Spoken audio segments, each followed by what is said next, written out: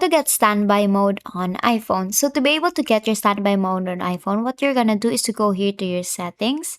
And here on your settings, it will look like this, right? All you have to do is to scroll just a little bit up until you see general here and then tap on general.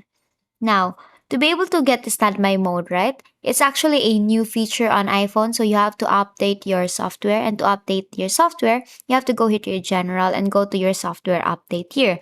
Click on that. Now, if you'll see an iOS 17 here, then what you're gonna do is to tap on update now. Mine is currently in iOS 17, but they have this really latest version here that says 0.1 here. But if you just download or you just update your iPhone to iOS 17, you will still have the standby mode here.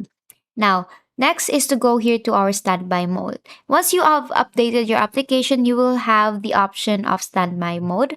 And to do that, go back here to your settings, and under general, you will see here standby.